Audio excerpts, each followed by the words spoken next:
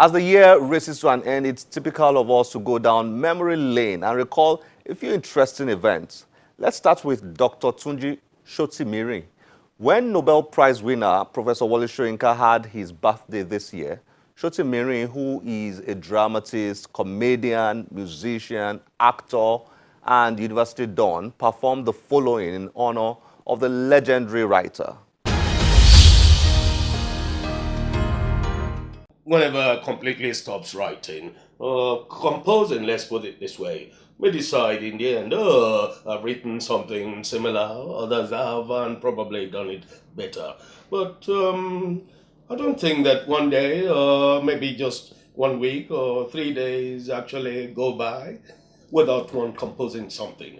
Not everything gets put down on paper. Only just so much of the human tumult. Round one. You never stop writing. Yeah. Oh, I know. I've said it in a stronger, even much stronger than that. There are moments when I feel that there are enough, what you might call, organic problems in human society.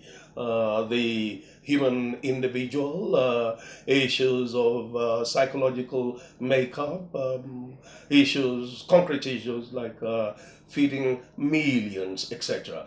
Nature disasters, which numbers, then we overcome them. Just enough problems without religion adding to them. But the others, there's nothing much you can do about it. But the religion at least can be controlled, can be placed on the check. Unfortunately, it just become a giant obstacle and instrument of oppression. I've seen places where religion actually destroys the mind. Everyone has seen it, though they may not put it down to religion. They might put it down to social alienation, psychological warp. But then again, how did human psychology get warped in the first place? It's that kind of mentality that animates the murderous extremists which we encounter today. The Boko Haramists, the Al-Shabaab, Taliban, etc., etc. People who think that it's okay to destroy humanity because of their vision of eternity. I think they're sick, and humanity must really take a strong stance. Well, he sure got Professor Wole Soyinka spot on. And we remember the feeling we had when a young reader met with the author of a book that captivated her. Hello. Hi, What's your name? Fauzi. It's so lovely to meet you. Finally, I heard you read my book and Yeah. you had been waiting to meet me. So, what part of the book did you enjoy the most?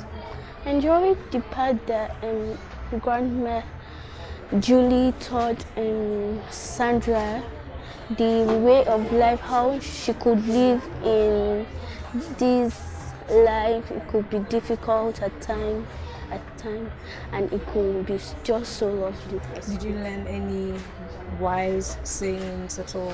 Yeah. Okay, interesting. If I were to write another book, what would you love me to write about? I would love you to write how you live in this life. I think You want me to share more of my own personal experiences. Yeah. Interesting. You know, the interesting thing is, as a writer, your writing comes from three major places. So your personal experiences, the experiences of other people, and largely your imagination. So in terms of a dressmaker, I actually used all of the three, blended all of the three. I had a grandma whose impact in my life was phenomenal. You know, she shared a lot of wise lessons with me, and so I picked a bit of that, bits and pieces here and there, and I put in the tales of a dressmaker. And then I did a bit of relying on my imagination to put the book together as well. You know, what other interesting books have you read? I've read Linton's book. I've read Books by Land. Oh, okay.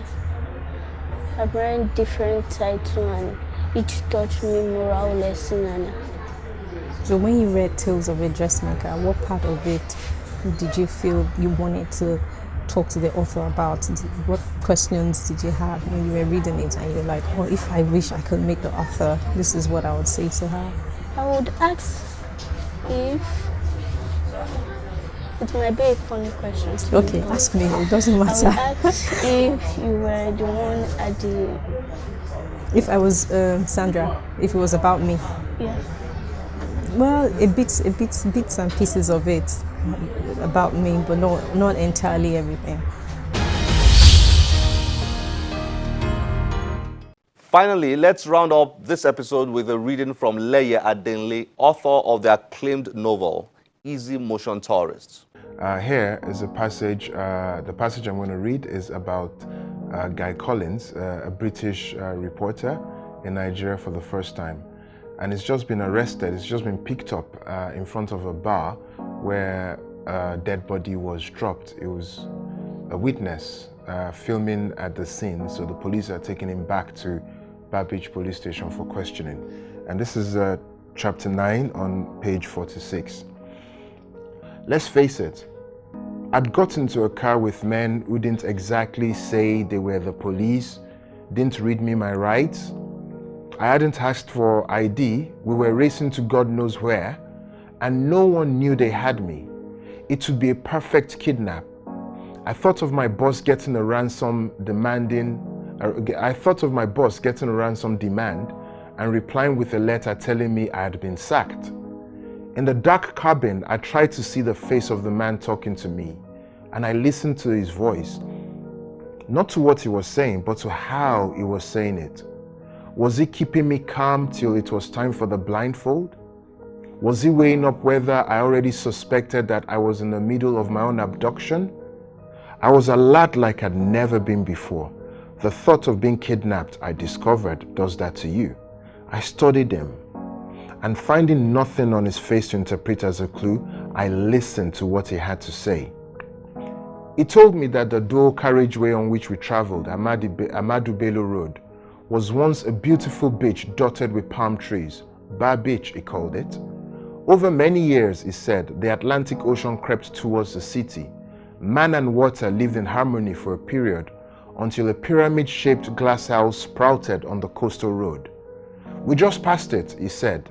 The sons of the soil warned the bank that built it, but the architects and the managers had foreign degrees and qualifications, so they disregarded the hocus-pocus stories of those who knew their ocean. When the sun rises each day, its rays reflect off the pompous building and gather in a strong beam directed at the water. This dazzles the water goddess's eyes, the natives warned, which is why even little children who know better than to play with mirrors close to the waves stay away from it.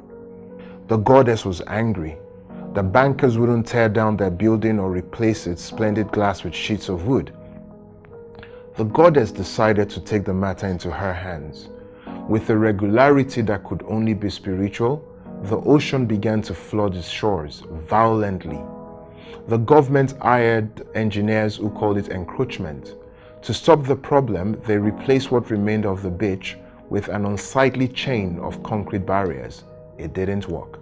Apparently, the water goddess demanded a sacrifice of appeasement, but either somebody didn't pass the message on, or they did, but the people that mattered didn't believe it. I hope you have had a splendid time with us today. As always, we'll be delighted to have you join us on our social media platforms displayed on your screen. I'm Olakunle Kasumo. Remember, one great book can change your life. Bye-bye.